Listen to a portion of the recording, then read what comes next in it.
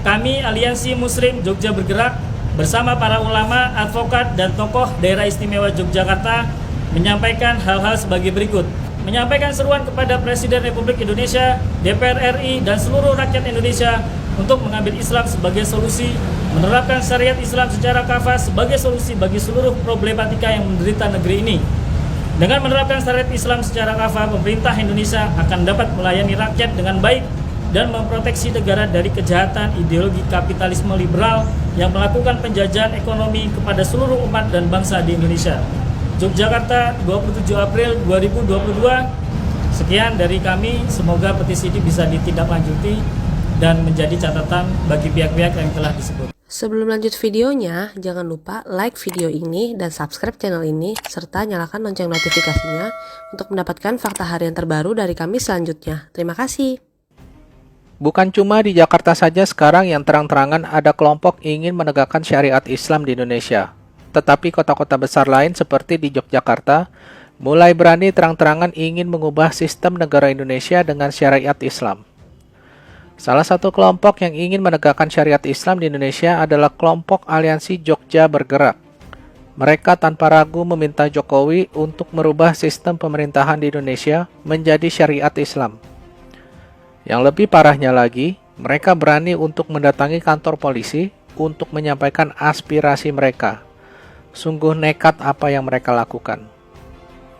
Mereka sepertinya tidak tahu atau mereka nekat mendatangi kantor polisi untuk menegakkan syariat Islam. Apa yang mereka lakukan tentu sudah termasuk dalam kegiatan yang berujung makar.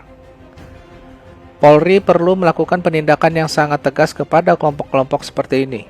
Karena orang-orang ini bertumbuh subur dari tahun ke tahun dan jumlah mereka terus bertambah. Dulu yang mereka lakukan adalah strategi gerilya. Namun sekarang mereka sudah berani secara frontal terang-terangan mendeklarasikan diri bahwa mereka pendukung khilafah sejati pembenci tanah air. Mereka berani karena memiliki massa yang banyak yang dapat digerakkan. Meskipun saat ini belum muncul ke permukaan massa yang mereka gadang-gadang itu.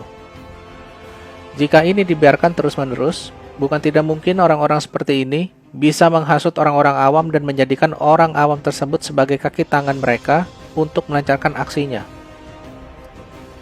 Menurut mereka, khilafah adalah segala solusi dari segala masalah yang terjadi di Indonesia.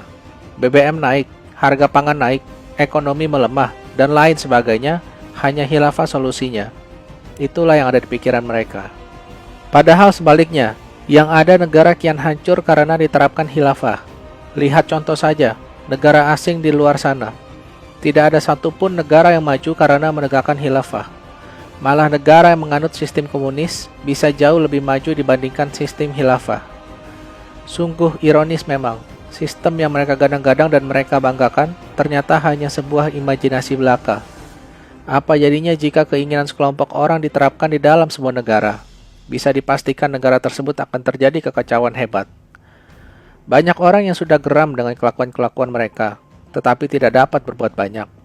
Hanya polisi dan TNI yang saat ini yang dapat diandalkan oleh rakyat untuk menumpas pasukan kadrun khilafah ini.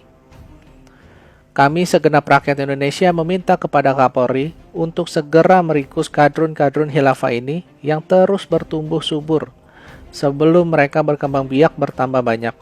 Karena tentu di masa depan akan sangat menyusahkan negara. Yang setuju kadrun-kadrun khilafah diberantas oleh Polri, berikan penilaian Anda di kolom komentar. Terima kasih.